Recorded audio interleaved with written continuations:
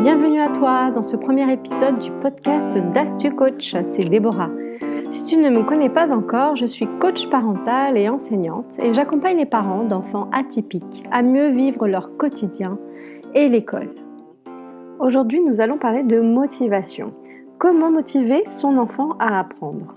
La motivation est un ingrédient essentiel pour réussir à l'école. Mais qu'est-ce qui va favoriser la motivation de nos enfants ?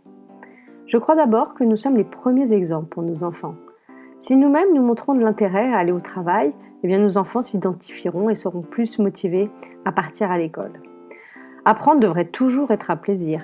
Pourquoi nos enfants ne prennent plus de plaisir ? Eh bien l'école elle est très fastidieuse. On demande aux enfants de se concentrer toute la journée alors que finalement c'est impossible. Les enfants sont sous pression, ils doivent avoir de bons résultats partout. Rentrer à la maison et encore travailler alors que les journées sont déjà intenses. Alors voici mes conseils pour que votre enfant vive mieux l'école et soit motivé pour travailler et apprendre. Mon premier conseil concerne l'organisation. La première chose à faire, c'est de s'organiser le soir après l'école. Ensemble, vous déciderez à quel moment il est l'heure de se remettre au travail. Qu'est-ce qui est le mieux pour son enfant ? Tu peux te poser avec lui et lister toutes les tâches qu'il doit faire dans la soirée. Par exemple, goûter, douche, repas, devoirs. Et ainsi, vous choisirez ensemble l'ordre qui lui conviendra le mieux. Il est important aussi de réserver un petit moment de détente où il fera ce qu'il veut. Et ainsi, après, ce sera plus facile pour lui de se remettre au travail. Pour soulager le travail le soir à la maison, le plus possible, ton enfant doit s'avancer le week-end. S'il n'a pas de devoir, à ce moment-là, chaque soir, il est bien de revoir les leçons qu'il fallait apprendre et les leçons qui sont vues la journée.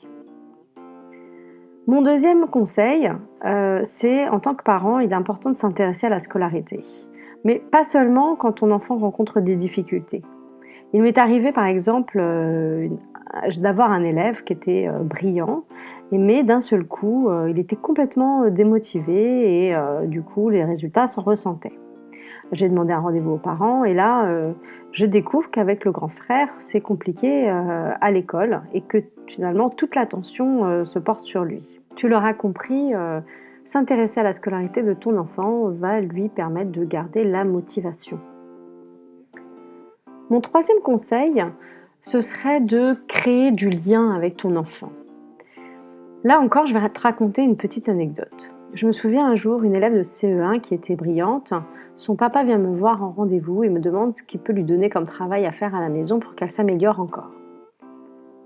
Évidemment, ma réponse était que il fallait plutôt partager du temps ensemble plutôt que chercher toujours à faire des choses en plus par rapport à l'école. Il y a tellement d'autres choses à faire que tout ce qui tourne autour de la scolarité. Moi, je dis toujours aux parents d'élèves de profiter des moments de partage avec leurs enfants, d'aller voir un spectacle, de jouer aux jeux de société, aux jeux de cartes. Ainsi, en plus de partager des moments uniques, ton enfant développera sa culture artistique autrement. Et puis travaillera plein de compétences travaillées à l'école, mais au travers du jeu. Et on sait que le jeu est source d'apprentissage. Vous êtes en voiture, vous pourrez estimer la distance de la maison au magasin en vérifiant au compteur les kilomètres. Vous faites un gâteau, on peut travailler facilement la proportionnalité et les unités de mesure. Donc tout ça va permettre de créer du lien et de partager un moment agréable. Mettre un petit peu de joie, de jeu, de bonne humeur dans toutes les activités va être moteur pour ton enfant. Il n'y a pas d'activité qui n'apporte rien. Mon quatrième conseil, c'est de valoriser les efforts plutôt que les résultats. Ton enfant rentre avec une mauvaise note, le premier réflexe, c'est évidemment de dire que c'est pas bien, qu'il n'a pas la moyenne, etc. etc. Mais peut-être qu'il est passé d'une note encore plus faible à cette note aujourd'hui qui est quand même mieux. C'est donc important d'appuyer sur les efforts qu'il a faits, sur le progrès qu'il a réalisé, plutôt que des résultats. Ça va lui donner envie de continuer à faire plus d'efforts. Si ton enfant a en plus des difficultés d'apprentissage, qu'il ait 10 par exemple, eh bien n'hésite pas à exagérer les compliments qui lui permettront de gagner en confiance en lui. Ensuite, je te conseille de t'interroger peut-être avec lui sur ce qui s'est passé, pourquoi est-ce qu'il ramène ce 5 en mathématiques, plutôt que d'avoir une réaction du coup conflictuelle et d'être dans la dispute tout de suite. Peut-être que le stress de l'évaluation lui a fait perdre ses moyens, peut-être qu'il a des problèmes de mémorisation et à ce moment-là, il faudrait essayer de trouver des outils, ou alors il n'a tout simplement pas compris et donc la notion mérite d'être réexpliquée. J'espère que tous ces conseils te seront utiles pour motiver ton enfant à apprendre. La semaine prochaine, nous parlerons des devoirs qui sont souvent source de stress et de cris.